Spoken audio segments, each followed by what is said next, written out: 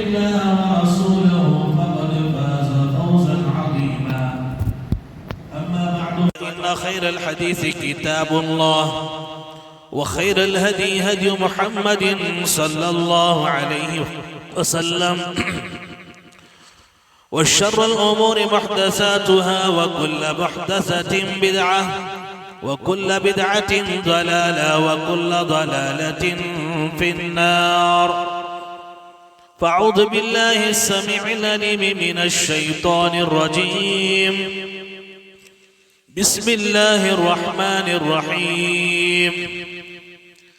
يا أيها الناس كلوا مما في الأرض حلالا طيبا ولا تتبعوا خطوات الشيطان إنه لكم عدو مبين.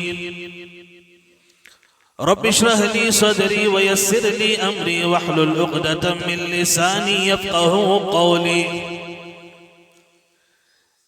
ساری تعریفیں، ہر قسم کی حمد و ثنا، کبریائی و بڑائی اس اللہ رب العزت کے لیے لائق اور زیبا ہے جو ہمارا ساری کائنات کا خالق اور مالک ہے. لاکھوں کروڑوں انگینی درود و سلام نازل ہو ہمارے اور آپ کے آخری نبی احمد مجتبی محمد مصطفیٰ جناب محمد رسول اللہ صلی اللہ علیہ وسلم پر، جن کو اللہ رب العالمین نے اس ساری دنیا کے لیے آخری نبی، آخری رسول اور آخری پیغمبر بنا کر کے روانہ فرمایا. محترم حاضرین، نوجوان دوستو، بزرگوں، معزز خواتین اسلام، خطبہ بسنا کے بعد سورہ بقرہ کی آیت نمبر 160 پر 8 آپ احباب کے سامنے میں نے پڑھی ہے. آج کے خطبے میں انشاءاللہ اسی آیت کریمہ کی روشنی میں کچھ باتیں آپ احباب کے سامنے رکھنے جا رہا ہوں. دعا کریں اللہ رب العالمین سے کہ رب ذوالجلال ہم تمام احباب کو کہنے سننے سے زیادہ عمل کی توفیق عطا فرمائے. آمین یا رب العالمین. محترم حاضرین، اللہ تعالیٰ نے ہم انسانوں کو پیدا فرمایا اور پیدا کرنے کے بعد اس دنیا کے اندر اس زمین پر اللہ تعالیٰ نے ہم کو بسایا. اللہ رب العالمین نے اس دنیا میں زندگی گزارنے کے لیے جن جن چیزوں کی ضرورت ہے وہ ساری کی ساری چیزیں، وہ سارے کے سارے اسباب اللہ رب العالمین نے ہمیں فراہم فرمائے.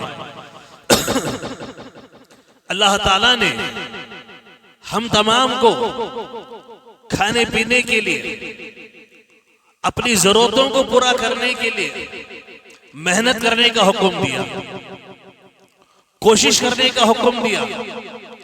اللہ تعالیٰ نے مال کمانے کا اللہ نے حکم دیا.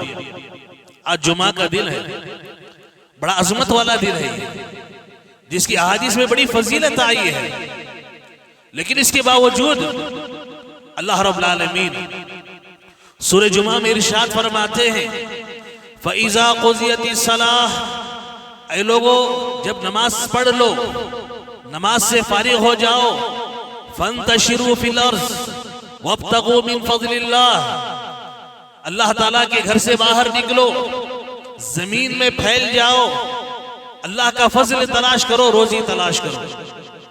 اللہ تعالیٰ نے محنت کرنے کا حکم دیا، کمانے کا حکم دیا، جد و جہد کرنے کا اللہ تعالیٰ نے ہمیں حکم دیا. محترم حاضرین، اللہ تعالیٰ نے جہاں ہمیں کمانے کا حکم دیا، مال حاصل کرنے کا حکم دیا، وہیں اس بات سے قرآن مجید میں بار بار منع فرمایا اے لوگوں کسی کا مال باطل طریقے سے مت حاصل کرو، دھوکہ دے کر کے مال مت کماؤ، چوری کر کے، جھوٹ کے ذریعے کسی کا مال ہڑپ کر کے اس طریقے سے مال ہرگز حاصل نہ کرو. اللہ تعالیٰ نے صاف طور پر منع فرما دیا. جہاں اللہ تعالیٰ نے کمانے کا حکم دیا، روزی تلاش کرنے کا حکم دیا، وہی اللہ رب العالمین نے اس بات کا بھی ہمیں حکم دیا مال کو صحیح طریقے سے حاصل کرو، مال کو صحیح جگہ سے حاصل کرو. اس لئے کہ حلال مال حاصل کرنا، حلال کمانا یہ بھی عبادت ہے. اسے بھی اللہ تعالیٰ نے عبادت کا درجہ دیا. جیسے نماز پڑھنا عبادت ہے، روزہ رکھنا عبادت ہے، صدقہ و خیرات کرنا عبادت ہے، حج کرنا عبادت ہے. یاد رکھو مسلمانوں، حلال طریقے سے مال کمانا یہ بھی عبادت ہے. اسی لیے اللہ رب العالمین نے قرآن مجید میں مختلف جگہوں پر اللہ تعالیٰ نے فرمایا اے مسلمانوں، اے ایمان والو، باطل طریقے سے کسی کا مال حاصل مت کرو. باطل طریقے سے، غلط طریقے سے، حرام طریقے سے، ناجائز طریقے سے مال کمانے سے اللہ رب العالمین نے منع فرمایا. آپ دیکھیں کہ مال کمانے کے معاملے میں لوگ عموماً جھوٹ کا سہارا لیتے ہیں، لوگوں کو دھوکہ دیتے ہیں، لوگوں کا مال ہڑپتے ہیں، لوگوں کی زمین پر قبضہ کرتے ہیں. یہ ساری کی ساری چیزیں، شکلیں، چاہے وہ جوے کی شکل ہو، لاٹری کی شکل ہو، یہ ساری کی ساری چیزیں باطل طریقے ہیں، باطل راستے ہیں. اللہ تعالیٰ نے اس سے صاف طور پر منع فرما دیا. محترم حاضرین، جس دور سے ہم گزر رہے ہیں یہ کمپٹیشن کا دور ہے، مسابقت کا دور ہے.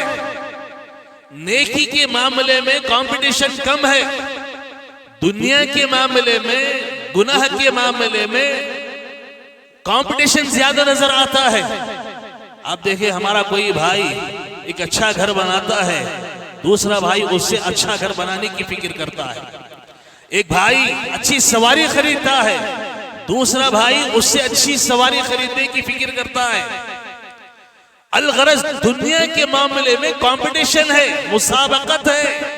مال کمانے کے معاملے میں انسان ایک دوسرے سے آگے بڑھنے کی کوشش کر رہا ہے. نتیجہ کیا ہے؟ یہ مال کمانے کی جو ہرس ہے، یہ ہوس ہے، انسان کو کہاں لے کر جاتی ہے؟ یہ انسان کو ناجائز طریقے کی طرف لے جاتی ہے، حرام راستے دکھاتی ہے تاکہ وہ اپنے خواہشات کو پورا کر سکے. دیکھیں میں اس سے پہلے بھی غالباً اب آپ کے سامنے بات رکھا ہوں. ایک چیز ہوتی ہے ضرورت، دوسری چیز ہوتی ہے خواہش. ضرورت تو ہر عام آدمی کی بھی پوری ہو جاتی ہے. آدمی بھوکا ہے، ایک روٹی بھی کھا لیا تو اس کا پیٹ بھر جاتا ہے، اسے نیند آ رہی ہے، کہیں بھی آرام کرنے کے لیے جگہ مل گئی، اس کی تھکان دور ہو جاتی ہے، اس کی نیند مکمل ہو جاتی ہے. لیکن میرے بھائیوں، اگر خواہش ہے اچھا بستر ہو، اچھا پلنگ ہو، اے سی ہو، قالین ہو، فلاں ہو، یہ خواہشات ایسی چیزیں ہیں انسان کے مرنے تک بھی خواہشات پوری نہیں ہوتی. اسی لیے اللہ رب العالمین نے فرمایا الہاکم التکاثر حتی زرتم المقابر. زیادہ کی ہوس نے، زیادتی کی ہرس نے تم کو ہلاکت میں ڈال دیا، یہاں تک تم قبرستان پہنچ گئے. انسان خواہش کرتا ہے، اس کا پیٹ نہیں بھرتا، قبر کی مٹی جا کر کے اس کے پیٹ کو بھرتی ہے. پیارے نبی صلی اللہ علیہ وسلم نے فرمایا انسان کو اگر 2 وادی بھر کر کے سونا بھی دے دیا جائے، 2 وادی بھر کر سونا بھی دے دیا جائے تو وہ کیا کرے گا؟ وہ خاموشی اختیار نہیں کرے گا، وہ اطمینان نہیں کرے گا، وہ تیسرے کی تمنا کرے گا. وہ ہرس، یہ لالچ ایسی بری بلا ہے جو انسان اس میں مبتلا ہو جاتا ہے، وہ غلط راستوں کی طرف چل پڑتا ہے.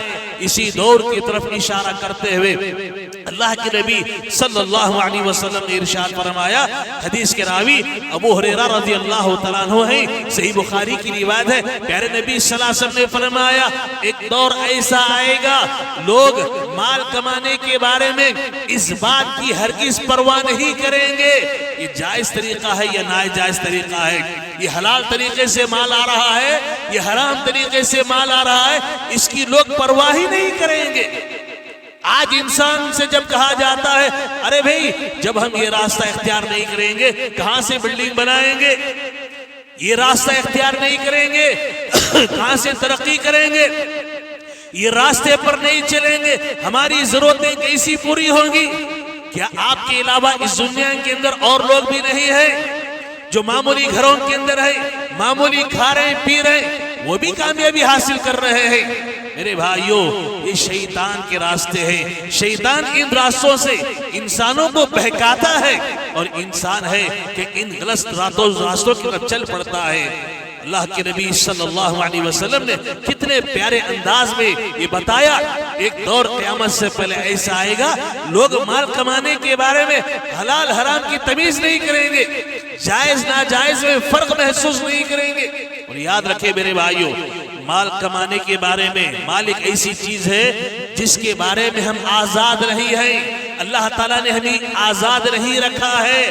مال کیسے کما رہے ہیں, کہاں خرچ کر رہے ہیں, کل قیامت کے دن اس کے تعلق سے سوال ہونے والا ہے. اللہ پوچھیں گے ہم سے, اللہ سوال کریں گے کس طریقے سے مال کمایا, کیسے مال کمایا, کہاں پر خرچ کیا. وہ ترمذی کی مشہور حدیث بار بار آپ سنتے ہیں. اللہ کے نبی صلی اللہ علیہ وسلم نے فرمایا بندے کے قدم اللہ رب العالمین کے پاس سامنے سے اس وقت تک ہل نہیں سکیں گے, وہ اپنے قدموں کو ہٹا نہیں سکے گا جب تک کہ وہ اللہ رب العالمین کے 5 سوال کے وہ جواب نہ دے دے. عمر کے بارے میں سوال ہوگا, نوجوانی کی عمر کے بارے میں سوال ہوگا. تیسرا سوال ہوگا وَعَنْ مَالِهِ مِنْ أَيْنَ اِكْتَسَبَهُ, مال تیرے پاس آیا, دولت آئی, پیسہ تیرے پاس آیا, بلڈنگیں تھی, کاروبار تھا, تجارت تھی, تجوریاں بھری ہوئی تھی. ارے بندے یہ بتا تو صحیح کیسے کمایا تو نے, کیسے کمایا, کس کا مال ہڑپ کیا, کیسے جھوٹ بول کے کمایا, دھوکہ دے کے کمایا, دوسروں کی زمین پر قبضہ کیا, کیسے کمایا تو آخر. دیکھیں یہ حدیث کے اندر یہ کہیں منع نہیں, یہ شریعت منع نہیں کرتی آدمی دولت مند نہ بنے, مالدار نہ بنے.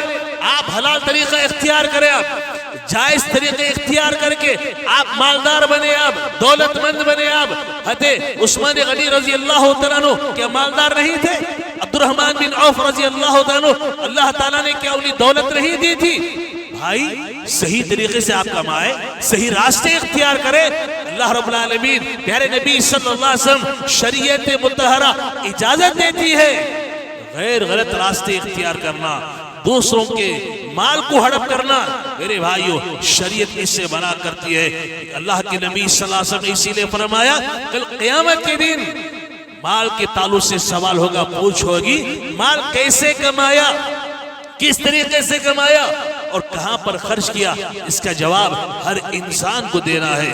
آگے چلے میرے بھائیو, مگر ہے حرص, یہ ہوس, یہ لالچ لوگوں کو ایسا اندھا کر دیتی ہے, ایسا اندھا کر دیتی ہے کہ وہ تمیز کیے بغیر, جائز ناجائز میں تمیز کیے بغیر, حلال حرام میں تمیز کیے بغیر, صحیح غلط میں تمیز کیے بغیر, گندی اور اچھی چیزوں میں تمیز کیے بغیر انسان کیا کرتا ہے, اس ہوس کے پیچھے جب چلا جاتا ہے وہ جو ہے وہ حرام کے اندر مبتلا ہو جاتا ہے. حالانکہ پیارے نبی صلی اللہ علیہ وسلم نے فرمایا, صحیح ابن حبان کی روایت ہے, ابو درداء رضی اللہ عنہ حدیث کے راوی ہیں, موت جیسے انسان کا پیچھا کر رہی ہے, ہر انسان کا پیچھا موت کر رہی ہے, ہر انسان کے پیچھے اس کی موت لگی ہوئی ہے. پیارے نبی فرماتے جس طرح سے موت ہر انسان کا پیچھا کر رہی ہے, اسی طرح روزی بھی ہر انسان کا پیچھا کرتی ہے. آپ کو معلوم ہے اللہ کے نبی صلی اللہ علیہ وسلم فرمایا, حدیث کے اندر فرماتے ہیں جب بچہ جو ہے ماں کے پیٹ میں ہوتا ہے, نطفے کی شکل میں ہوتا ہے,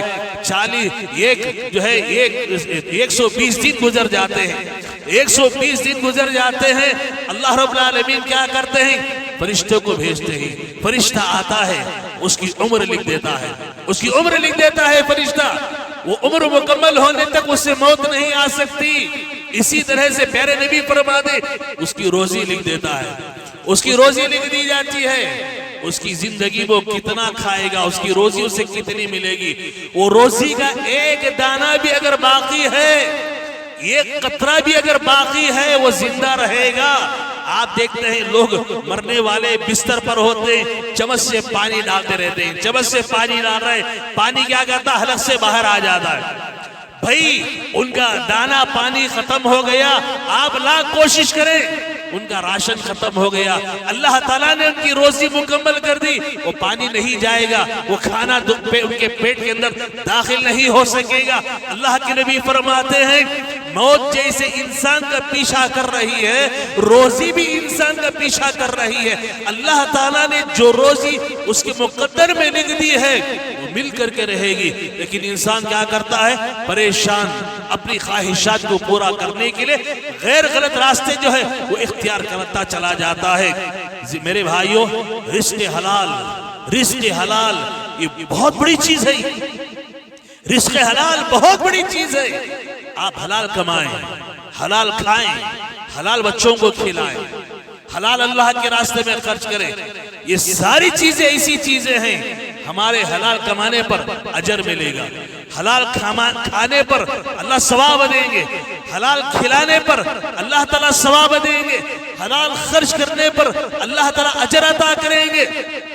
اگر ہم یہ راستہ چھوڑ کر کے غلط راستے اختیار کریں گے تو کیا ہوگا؟ حرام اختیار کرنے پر، حلال کمانے پر ایک تو گناہ ہے، حلال کھانے پر گناہ ہے، حلال بیوی بچوں کو کھلانے پر گناہ ہے، اور حلال خرچ کرنے پر اجر و ثواب سے وہ محروم ہو جاتا ہے۔ اللہ رب العالمین اجر و ثواب اسے عطا نہیں فرماتے۔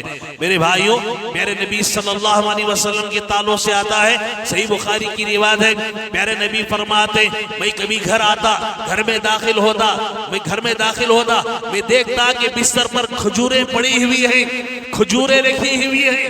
پیارے نبی فرماتے خواہش ہوتی، میرا دل کرتا کہ اٹھا کر کھاؤں، میرا دل کرتا ہے کہ وہ کھجور اٹھا کر کے کھاؤں، لیکن ڈر خوف پیدا ہوتا کہ کہیں یہ صدقہ کی کھجوریں نہ ہو، کہیں یہ صدقہ کی کھجوریں نہ ہو، کسی نے صدقہ کی کھجوریں نہ بھیج دی ہو۔ پیارے نبی فرما دیں میں کھانے سے رک جاتا۔ پیارے نبی صلی اللہ علیہ وسلم کتنا احتیاط فرما دیں، اپنے نواسے حضرت حسن رضی اللہ تعالیٰ عنہ کو لے کر، چھوٹے بچے حسن رضی اللہ تعالیٰ عنہ آپ کے نواسے ہیں، پیارے نبی صلی اللہ علیہ وسلم اپنے نواسے کو لے کر راستے سے گزر رہے ہیں، کھجوروں کا ڈھیر ہے، کھجوریں رکھی ہوئی ہیں، صدقہ کی کھجوریں ہیں۔ بچہ کیا کرتا ہے؟ جاتے جاتے کھجوریں چونکہ ڈھیر تھا، کھجوریں پڑی ہوئی تھی، بچہ کیا کرتا ہے؟ حسن رضی اللہ عنہ ایک کھجور اٹھاتے ہیں، منہ میں ڈال لیتے ہیں۔ اللہ کے نبی صلی اللہ علیہ وسلم فوراً حسن رضی اللہ عنہ کے منہ میں انگلی ڈالتے ہیں، انگلی ڈال کر کے پیارے نبی اس کھجور کو نکالتے ہیں اور کہتے ہیں کخ کخ نکالو نکالو، فوراً اللہ کے نبی کھجور کو نکالتے ہیں، اور اس کے بعد پیارے نبی صلی اللہ علیہ وسلم اس چھوٹے سے بچے اپنے نواسے سے کہتے ہیں بیٹا کیا تم کو معلوم نہیں نبی کے گھر والوں پر صدقہ حرام ہے، نبی کے گھر والوں پر صدقہ حرام ہے۔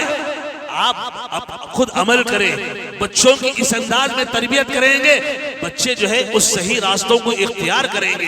ابو بکر صدیق رضی اللہ تعالیٰ عنہ یہ امام المتقین ہے، امام الاولیاء ہے، جتنے اولیاء اس دنیا کے اندر گزرے ہیں سارے اولیاء کے امام ہیں اور امام الصدیقین ہیں، جتنے سچ بولنے والے ہیں ان کے امام ہیں۔ کون؟ ابو بکر صدیق رضی اللہ تعالیٰ عنہ۔ ان کا غلام کیا کرتا ہے؟ کچھ کھانے پینے کی مٹھائی لا کر کے ان کو دے دیتا ہے، اور ابو بکر صدیق رضی اللہ عنہ کیا کرتے ہیں؟ کھا لیتے ہیں۔ غلام ہے، کھانے کی چیز میٹھی چیز لا کر دیا، انہوں نے کھا لیا۔ کھانے کے بعد اس غلام نے اپنے مالک سے کہا، ابو بکر صدیق رضی اللہ عنہ سے کہا آپ کو معلوم ہے یہ مٹھائی میں نے کہاں سے لا کر آپ کو دی تھی؟ وہ کون سی مٹھائی تھی آپ کو معلوم ہے؟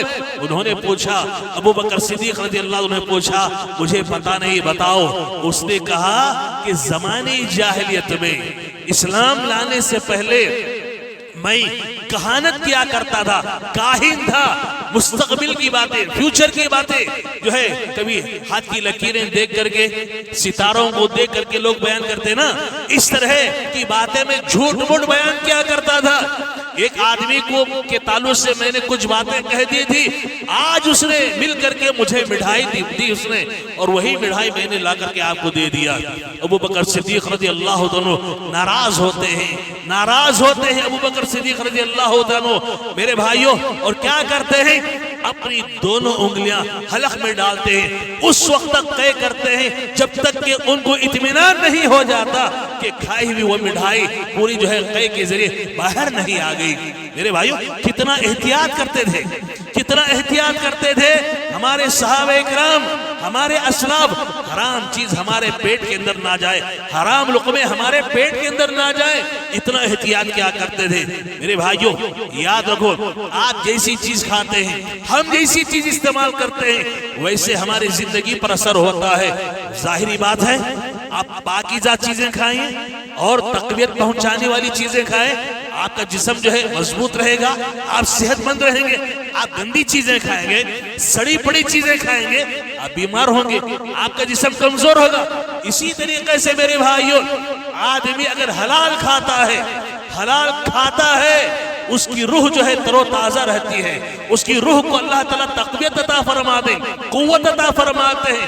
حرام اگر کھاتا ہے، حرام استعمال کرتا ہے، حرام لقمہ اپنے پیٹ میں داخل کرتا ہے، حرام لقمہ کھانے کے بعد وہ اثر کیسے کرتا ہے؟ اس کی روح بیمار ہوتی ہے، اس کا جسم بیمار ہو جاتا ہے اور اس کا بدن کمزور ہو جاتا ہے۔ آپ دیکھتے ہیں جو سود خور ہیں، سودی کاروبار کرنے والے، سود پر پیسہ دینے والے، بیاج کے لین دین کرنے والے، آپ نے ان کو دیکھا ہوگا، ان کی زندگی کی آخری سانسیں اللہ رب العالمین ایسی مہلک بیماریوں کے اندر ان کو مبتلا کر دیتے ہیں، ایسی مہلک بیماریوں کے اندر مبتلا کر دیتے ہیں، وہ اللہ کی پناہ طلب کرتے ہیں، وہ کراہتے ہیں، تڑپتے ہیں۔ کیوں؟ یہ جو ہے یہ ساری کی ساری حرام لقمے، حرام کمائی اختیار کرنے اور استعمال کرنے کا نتیجہ ہے میرے بھائیوں۔ لہذا آدمی گندی چیزیں کھاتا ہے، حرام کھاتا ہے، حرام کا اثر ہوتا ہے۔ اور آپ دیکھیں ایسے لوگ جو حرام کاروبار کرتے ہیں، حرام کماتے ہیں، حرام اپنے بیوی بچوں کو کھلاتے ہیں، ایسی گھر والی عورت وہ اس کی نافرمان ہوتی ہے، اولاد نافرمان ہوتی ہے، کبھی اطاعت گزار اور اپنے والدین کی فرما بردار وہ نہیں بنتی، چونکہ اس نے حرام کھلایا تھا، حرام کے ذریعے بچوں کی پرورش کی تھی۔ نتیجہ کیا ہوا؟ یہ بچے جو ہے کبھی نیک نہیں بن سکتے، حرام کھا کر وہ نیک نہیں بن سکتے، صالح نہیں بن سکتے، نمازی نہیں بن سکتے، وہ جو ہے شریر بنیں گے، وہ غنڈے بنیں گے، وہ نافرمان بنیں گے، قوم کے لیے، معاشرے کے لیے، سوسائٹی کے لیے، خاندان کے لیے وہ جو ہے بدنما داغ ہوں گے اور بوجھ ہوں گے میرے بھائیوں۔ اسی طرح سے میرے بھائیوں پہلا نقصان یہ ہوتا ہے حرام کھانے کا، حرام استعمال کرنے کا نقصان یہ ہوتا ہے آدمی کو اللہ رب العالمین مہلک بیماریوں کے اندر مبتلا کر دیتا ہے، اور اللہ رب العالمین اس کے چین کو، سکون کو، راحت کو ختم کر دیتا ہے۔ میں جیسے بتا رہا تھا یہ سود پر پیسہ دینے والے، میٹر پٹی وغیرہ چلانے والے ہمارے مسلمانوں کے اندر بھی ہے نا، ہمارے مسلمانوں کے اندر بھی کئی بھائی ایسے ہیں سودی کاروبار کرتے ہیں، سودی لین دین کرتے ہیں، سود پر اگر پیسہ نہیں بھی دے رہے، سود پر پیسہ تو لے رہے ہیں، بینک سے پیسہ تو لیتے ہیں نا۔ سودی کاروبار کرنا میرے بھائیوں یہ ایسی خطرناک چیز ہے، اللہ رب العالمین سے جنگ کرنے کے برابر۔ اعلان جنگ کس کے ساتھ؟ اللہ رب العالمین سے اعلان جنگ کرنے کے برابر ہے۔ اور جو آدمی اللہ سے اعلان جنگ کر رہا ہے، جنگ کا اعلان کر رہا ہے، کیا اس کی زندگی میں سکون آ سکتا ہے؟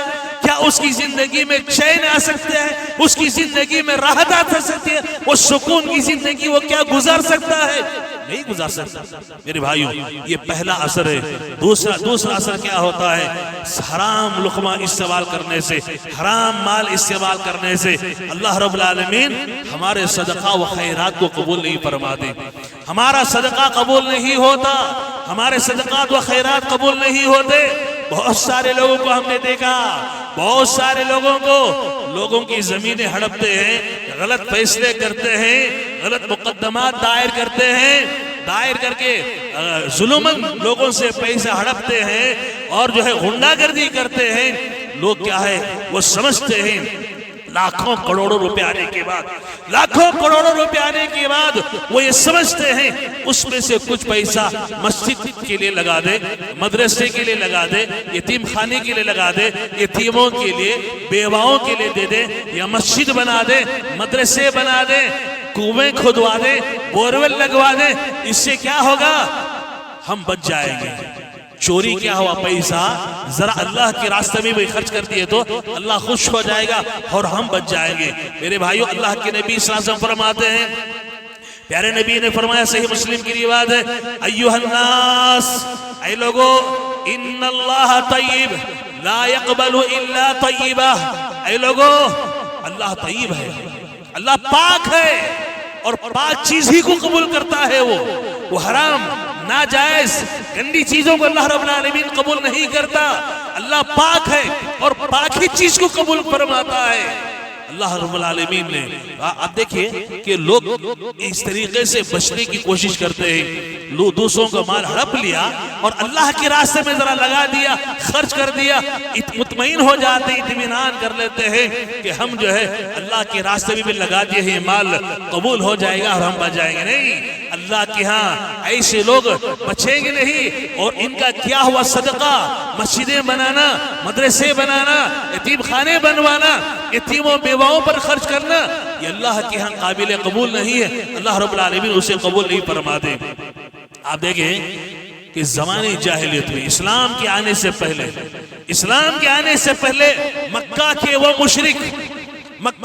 مشرک جب کعبۃ اللہ کی دیواریں گر گئی تھی، جب کعبۃ اللہ کی تعمیر کرنا تھا، انہوں نے پورے مکہ میں اعلان کیا، اللہ کا گھر، عظمت والا گھر تعمیر کرنا ہے، لہذا ہر آدمی اللہ کے اس گھر کی تعمیر میں حلال پیسہ لگائے، حرام پیسہ ایک بھی نہ دے، حلال پیسہ لگائے۔ لہذا حلال پیسہ جتنا لوگوں کے پاس تھا جمع کیا گیا، کعبۃ اللہ کی تعمیر ہوئی۔ اور آپ دیکھتے ہیں جو احباب عمرے کے لیے حج کے لیے گئے ہیں، انہوں نے دیکھا ہوگا، اور نہیں گئے ہیں وہ احباب جو ہے ویڈیو کے ذریعے دیکھے ہوں گے، کعبۃ اللہ جو چوکور ہے اور ایک طرف جو ہے چھوٹی دیوار نظر آتی ہے، ایک چھوٹی دیوار جسے حتیم کہتے ہیں، یہ پورے کا پورا کعبۃ اللہ کا حصہ ہے، پوری دیوار اوپر تک تھی۔ ابراہیم علیہ السلام اور اسماعیل علیہ السلام نے جو تعمیر کیا تھا، ایک کمان کے معنی جو حتیم ہے، یہ اوپر تک دیوار جو ہے ملی ہوئی تھی چوکور کعبۃ اللہ سے۔ جب مکہ کے مشرکین نے حلال پیسہ جمع کیا اور تعمیر شروع کی، پیسہ کم پڑ گیا، انہوں نے نشانی کے طور پر ایک دیوار انہوں نے جو ہے بنا دی، اس لئے کہ یہ پورے کے پورا کعبہ کا حصہ ہے، کعبۃ اللہ کا حصہ ہے۔ جو آدمی حتیم کے اندر جا کر نماز پڑھتا ہے، وہ کعبۃ اللہ کے اندر نماز پڑھنے کے برابر ہے، کعبۃ اللہ میں نماز پڑھنے کے برابر ہے۔ لہٰذا انہوں نے علامت کے طور پر ایک دیوار جو ہے انہوں نے کمان کے مانند بنا دی، تاکہ معلوم ہو کہ اندر کا حصہ یہ کعبۃ اللہ کا حصہ ہے۔ میرے بھائیوں، انہوں نے حرام پیسہ نہیں لگایا، اور آج لوگ کیا کرتے ہیں، حرام طریقے سے مال کما کر کے مساجد کو، مدارس کو، یتیم خانوں کو، یتیموں بیواؤں پر خرچ کر کے وہ سمجھتے ہیں کہ ہم بہت بڑا کارنامہ انجام دے رہے ہیں، حالانکہ اللہ کے نبی صلی اللہ علیہ وسلم نے فرما دیا، ان اللہ طیب لا يقبل الا طیبہ، اللہ طیب ہے، پاک ہے، اور پاک چیزوں ہی کو اللہ تعالیٰ قبول فرماتا ہے۔ تیسرا نقصان کیا ہوتا ہے، حرام کمانے کا نقصان کیا ہوتا ہے؟ تیسرا اللہ کے نبی صلی اللہ علیہ وسلم فرما دیں، حرام کمانے سے کیا ہوتا ہے؟ برکت اللہ تعالیٰ اٹھا دیتا ہے، برکتیں اٹھا لیتا ہے، اور آپ کے پاس حلال پیسہ بھی ہے، حرام پیسہ بھی ہے، آپ نے فوراً اسے الگ نہیں کیا، اسے ختم نہیں کیا۔ حلال پیسے کو اگر بچانا ہے، حرام سے اپنے آپ کو بچانا پڑے گا۔ اگر حرام پیسہ بھی ہمارے پاس آ رہا ہے، حلال پیسہ بھی ہے، سمجھو کہ 95% آپ کے پاس حلال پیسہ ہے، 5% آپ کے پاس حرام پیسہ ہے۔ یہ حرام پیسہ 5% کیا کرے گا؟ آپ کے 95% حلال پیسے کو برباد کر دے گا، اس کی برکت کو اٹھا لے گا، اس کی برکت کو اٹھا لے گا، اور نحوست ایسی، وہ پیسہ بھی تباہ و برباد ہو جائے گا، وہ پیسہ بھی تباہ و برباد ہو جائے گا۔ لہذا میرے بھائیوں، اپنے پیسوں کی اللہ رب العالمین نے قرآن میں فرمایا، یمحق اللہ الربا ویربی الصدقات، اللہ سود کو بھی ڈالتا ہے. سود کیا ہے؟ حرام طریقے سے مال کمانا ہے. سود کو اللہ تعالیٰ ختم کرتا ہے. کبھی سود کے ذریعے کوئی دنیا کے اندر ترقی نہیں کیا. سود ہمیشہ ختم ہونے کے لیے آیا ہے, مٹنے کے لیے آیا ہے, کم ہونے کے لیے آیا ہے, تباہ ہونے کے لیے آیا ہے, برباد ہونے کے لیے آیا ہے. ویربی صدقات, اللہ تعالیٰ صدقات کو بڑھاتے ہیں. لوگ سمجھتے ہیں لون پر ہم بلڈنگ کھڑا کر لیں, ارے 5-6 مالے کی بلڈنگ کھڑا کر لیں, اب آرام سے جو ہے سکون سے رہیں گے. کہاں سے جی سکون سے رہیں گے؟ حرام طریقہ اختیار کر کے انسان کو سکون کبھی نہیں ملے گا. 28 تاریخ آتے فکر شروع ہوتی ہے, انہیں کرایہ نہیں دیا, دوائیوں کو اتنے پیسے اٹھا کر کے رکھنا. ایک صاحب مجھے بتا رہے تھے, ہمارے گھر کے پڑوسی, مولوی صاحب کیا کرے, مہینے کو 25,000 روپے اٹھا کے رکھ دینا, میاں بیوی کی دوائیوں کے لیے مہینے کو 25,000 روپے اٹھا کے رکھ دینا. اس کے بعد جو کرایہ آتا ہے وہ بینک کو بننا رہتا ہے, اور پھر جو بچت ہوتا ہے وہ ہمارے کھانے پینے کے لیے. آپ سوچو اسی حالت میں دنیا سے چلے گئے, وہ بچے چھوٹے رہے, کمانے کے قابل نہیں رہے, تو کیا ہوگا؟ 1 مہینہ بینک کو جو ہے پیسہ ادا نہیں کیے, 2 مہینے نہیں ادا کیے, 1 سال ادا نہیں کیے, کیا ہوگا؟ سارے کا سارا گھر چلا جائے گا. اللہ تعالیٰ جو ہے سود کو اس طرح ختم کرتا ہے, برکتوں کو اللہ تعالیٰ ایسے ختم کر دیتے حرام اختیار کرنے کی وجہ سے. چلو میرے بھائیو, چوتھا نقصان دیکھیں. چوتھا نقصان حرام کمانے کی وجہ سے, حرام طریقے اختیار کرنے کی وجہ سے, ناجائز طریقے سے مال کمانے کی وجہ سے اللہ تعالیٰ ہماری دعائیں قبول نہیں فرماتے. اللہ ہماری دعائیں قبول نہیں فرماتے. اللہ اکبر. پیارے نبی صلی اللہ علیہ وسلم فرماتے ہیں, اے لوگو, اللہ تعالیٰ نے نبیوں کو جو حکم دیا ہے وہی حکم تم کو دیا ہے. نبیوں کو اللہ تعالیٰ نے کیا حکم دیا؟ یا ایھا الرسول کلوا من الطیبات, اے رسولو پاکیزہ چیزیں کھاؤ, حلال چیزیں کھاؤ, وعملوا صالحا, اور اچھے عمل کرو. یہ اللہ کا حکم ہے. اللہ تعالیٰ نے اے مسلمانوں آپ کو بھی حلال کھانے کا حکم دیا ہے, پاکیزہ چیزیں کھانے کا اللہ تعالیٰ نے حکم دیا ہے.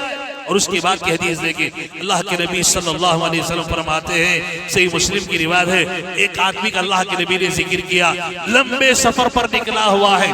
اور آپ کو معلوم ہے مسافر کی دعا قبول ہوتی ہے, مسافر کی دعا قبول ہوتی ہے.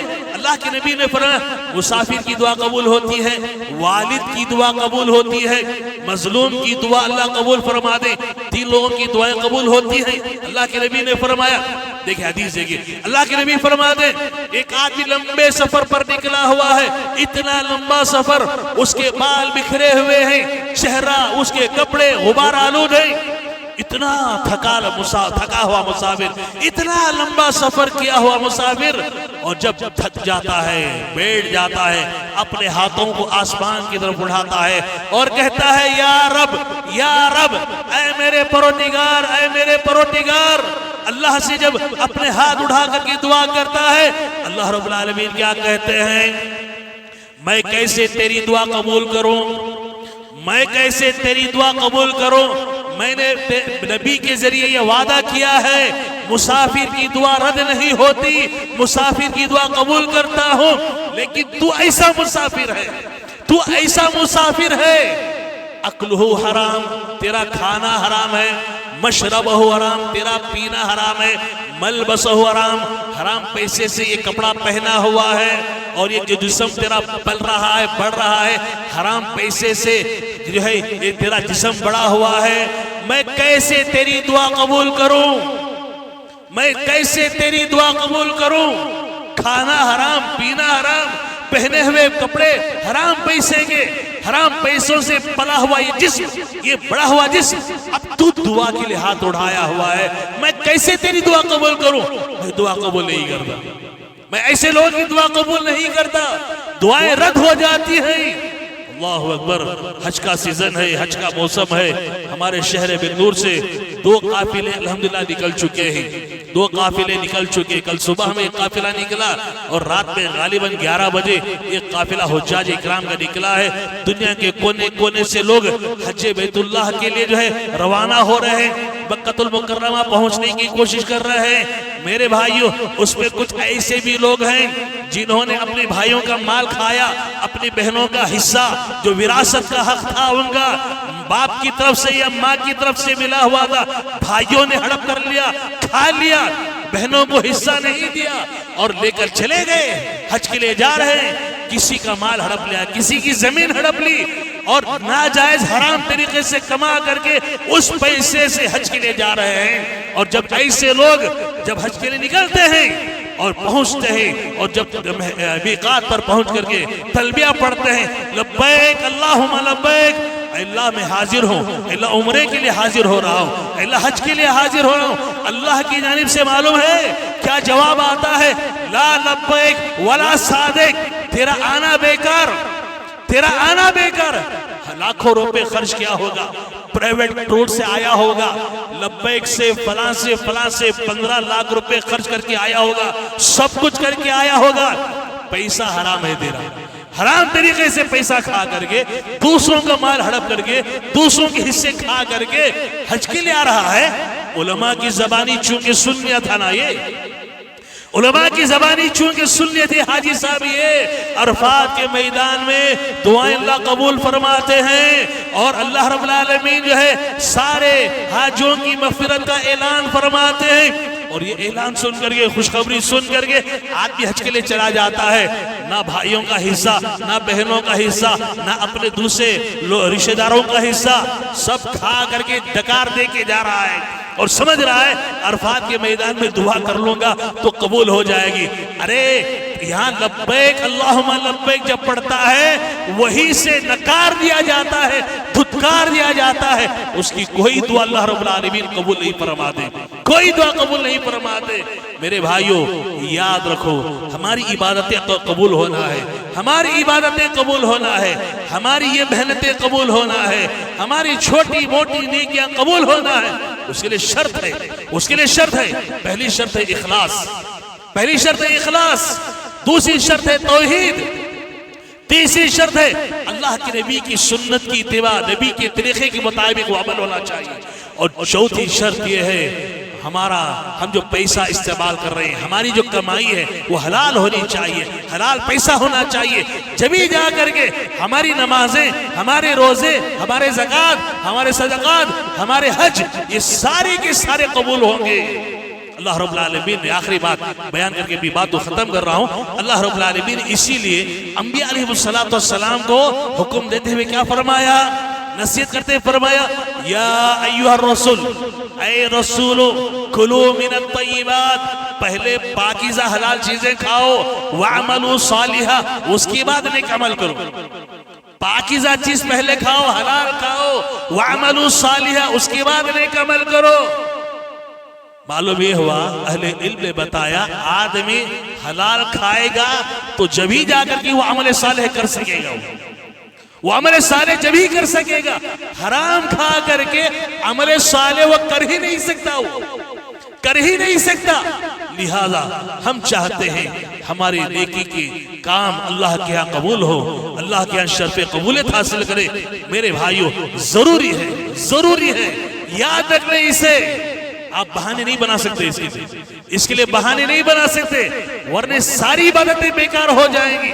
اس لیے یاد رکھیں, ایک تو اخلاص اپنے اندر پیدا کریں, دوسرا توحید کو اپنائیں, تیسرا اللہ کی نبی کی صحیح اتباع, صحیح پیروی کریں, اور چوتھا یاد رکھیں اگر آج تک ہم نے غلط راستے اختیار کیے, توبہ کر لیں, توبہ کریں. توبہ کرنے کے بعد ان چیزوں سے دور رہیں جو اللہ تعالیٰ دے رہا ہے. حلال کھائیں, خود بھی کھائیں اور اپنے بیوی بچوں کو کھلائیں, اللہ کے راستے میں دیں. یہ ساری چیزیں قبول ہوں گی اور آپ کے بچے نیک بنیں گے, صالح بنیں گے, فرما بردار بنیں گے, اور انشاءاللہ آپ کے لیے نیک نامی اور عزت کا سبب بنیں گے. اللہ رب العالمین سے دعا ہے, اللہ رب العالمین ہم تمام کو صحیح معنی میں حلال کمانے, حلال کھانے, حلال کھلانے اور حلال خرچ کرنے کی اللہ توفیق عطا فرمائے. حرام کے ایک ایک لقمے سے اللہ ہماری حفاظت فرمائے. حرام کمائیوں سے اللہ تعالی ہماری حفاظت فرمائے، ناجائز راستوں سے اللہ تعالی ہماری حفاظت فرمائے۔ اللہ جب تک اس دنیا میں رکھے ایمان پر ثابت قدم رکھے اور خاتمہ ہو کلمہ لا الہ الا اللہ پر ہم تمام کا خاتمہ فرمائے، آمین۔ ربنا تقبل منا انك انت السميع العليم وتب علينا انك انت التواب الرحيم، وآخر دعوانا ان الحمد لله رب العالمين۔